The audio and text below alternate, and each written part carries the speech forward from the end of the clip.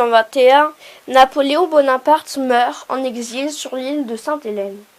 Avec lui disparaît une figure majeure de l'histoire européenne. Sa mort marque la fin d'une longue période de guerre commencée avec la Révolution française, qui ont profondément transformé l'Europe sur les plans politiques, militaires et social.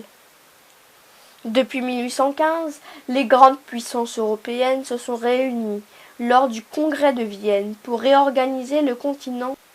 Leur objectif est clair, rétablir l'ordre ancien, restaurer les monarchies et éviter toute nouvelle révolution.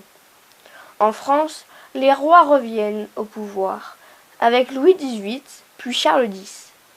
L'Europe semble alors revenir à une situation proche de celle d'avant 1789. Cependant, ce retour à l'ordre est fragile. Les idées nées de la Révolution française, liberté, égalité, droit des peuples, n'ont pas disparu.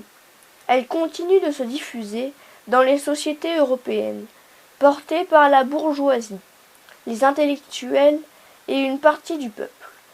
Peu à peu, un décalage se creuse entre les régimes politiques conservateurs et des populations qui aspirent à plus de liberté. Flexible, ça dépoussière. Plein d'astuces et puissant. Surprenez vos enfants. Tout au long de la première moitié du XIXe siècle, l'Europe est secouée par plusieurs vagues révolutionnaires.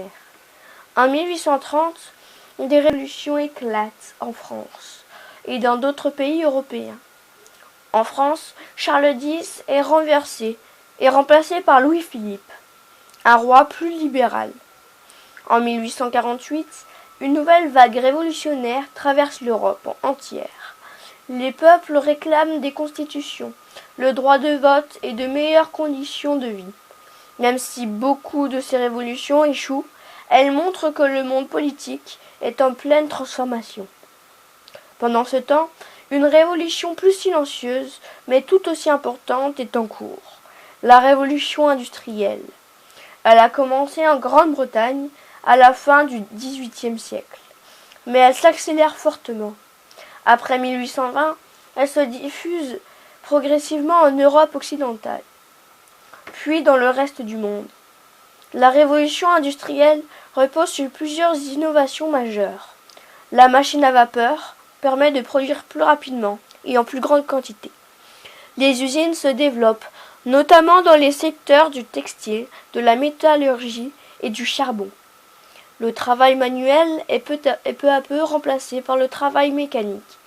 Cette transformation bouleverse totalement l'économie.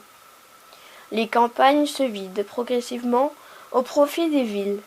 C'est le phénomène de l'exode rural. Les villes industrielles grandissent très vite, souvent sans infrastructures suffisantes. Une nouvelle classe sociale apparaît, la classe ouvrière. Les ouvriers travaillent de longues heures dans des conditions difficiles, pour des salaires très faibles. Le travail des femmes et des enfants est fréquent. En parallèle, une autre classe sociale s'impose, la bourgeoisie industrielle. Entrepreneurs, banquiers et propriétaires d'usines profitent du développement économique et s'enrichissent considérablement.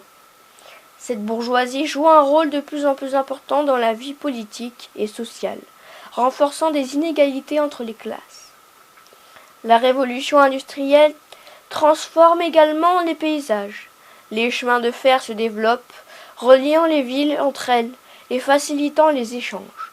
Les mines, les usines et les grandes zones urbaines redessinent le territoire. Le rythme de vie s'accélère et la société devient de plus en plus dépendante de la production industrielle. Face aux conditions de vie difficiles des ouvriers, de nouvelles idées apparaissent.